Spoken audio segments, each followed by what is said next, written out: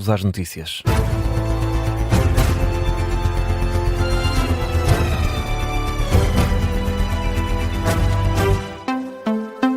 Jornal das 9 com o Luís Soares. Começamos nos Açores. A Ilha Terceira vai ser o palco das comemorações do 10 de junho.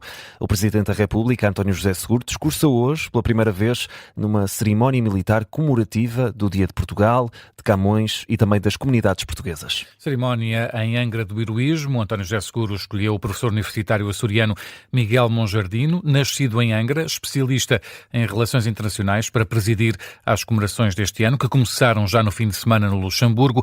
O Primeiro-Ministro também vai marcar presença nestas comemorações, assim como outros membros do Governo e dos vários partidos.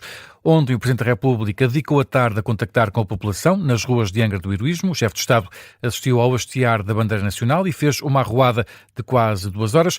E, pelo caminho, o Vasco Maldonado Correia, o Presidente, falou 5 línguas e foi comparado a um deus.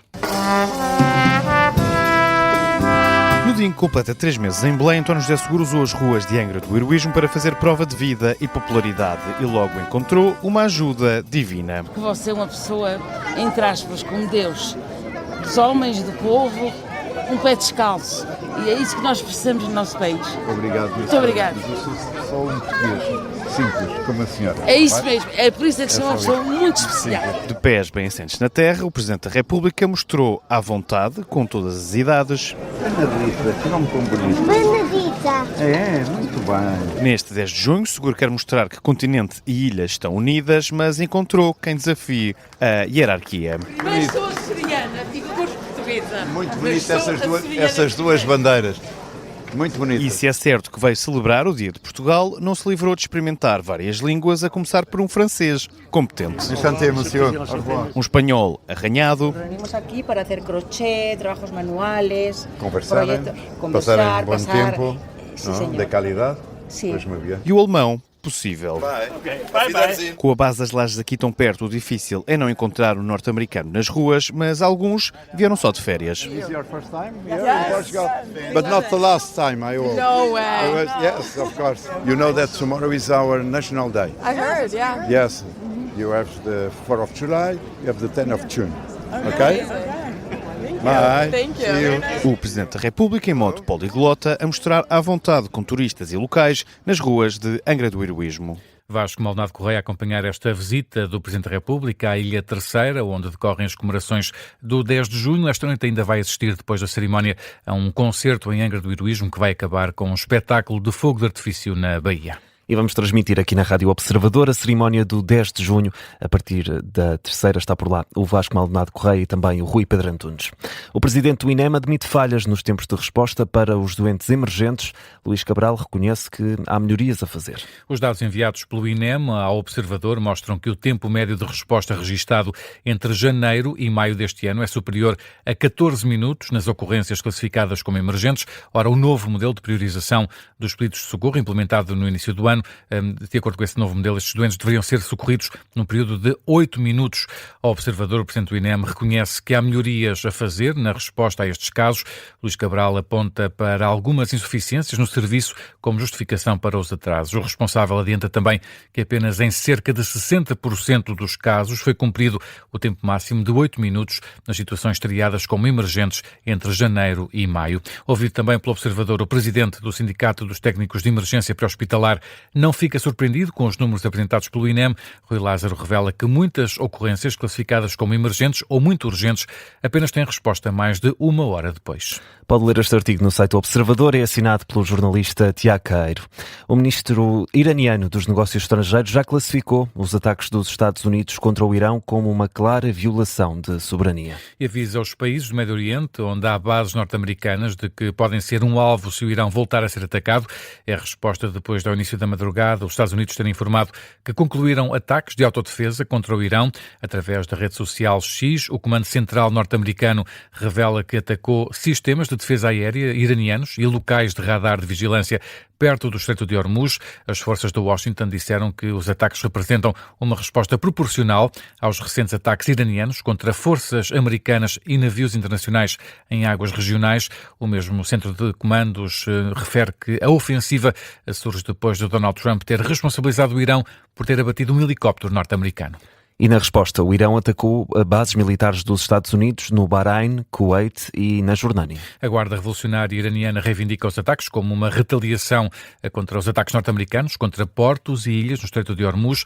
Num comunicado, a Guarda Revolucionária afirma ter lançado um ataque com drones contra a 5ª Frota dos Estados Unidos no Bahrein e contra a base Ali Al-Salem, no Kuwait. Na Jordânia, os militares norte-americanos disseram ter interceptado e abatido 5 mísseis. A operação resultou na queda de estilhaços sem feridos ou danos materiais. Foram acionados os alertas de ataque aéreo no Bahrein e também no Kuwait.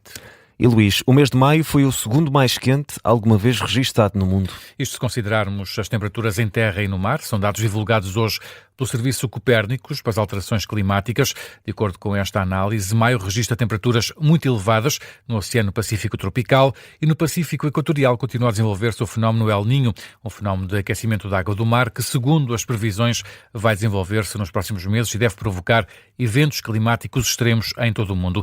O Serviço Copérnicos revela também que o mês passado na Europa foi marcado por uma rápida mudança de um clima muito mais frio do que a média para uma das ondas de calor mais intensas alguma vez sentidas em maio. Esta onda de calor resultou em recordes de temperatura batidos em Portugal, mas também em França, no Reino Unido e na Irlanda. De resto, para os próximos dias, espera-se uma subida da temperatura em todo o território nacional. Vamos ao desporto, até porque agora é oficial, Marco Silva é o novo treinador do Benfica. O técnico português de 48 anos, que já estava livre no mercado depois de ter recusado renovar contrato com os ingleses do Fulham, em comunicado enviado à Comissão do Mercado de Valores Mobiliários, o Benfica adianta que Marco Silva assina contrato com as Águias até 2028. No caminho inverso está José Mourinho, a caminho do Real Madrid. Num comunicado também enviado à CMVM, o clube encarnado oficializa igualmente a saída do treinador de 63 anos para o emblema merengue. O Benfica recebe 15 milhões de euros do Real Madrid. O valor corresponde à cláusula de rescisão do contrato de trabalho de José Mourinho. Nas redes sociais, o Benfica despede-se de forma lacónica com um obrigado, José Mourinho. Vamos falar sobre este tema no E o Campeão é, depois do Jornal das 10, também do jogo da Seleção Nacional. Roberto Martínez diz que este jogo de hoje contra a Nigéria é um bom teste para preparar a fase de grupos do Mundial. Sublinha, no entanto, que este particular não é um ensaio geral para o jogo contra a República Democrática do Congo, o primeiro adversário de Portugal na prova. Ainda assim, Roberto Martínez admite que há algumas semelhanças entre as seleções. Contra a Nigéria temos uma oportunidade de trabalhar aspectos que acho são semelhantes com os pontos fortes que o Congo tem. Uma equipa africana diferente, tem muita flexibilidade tática, mas é um adversário exigente e que é mais um teste para preparar o nosso grupo.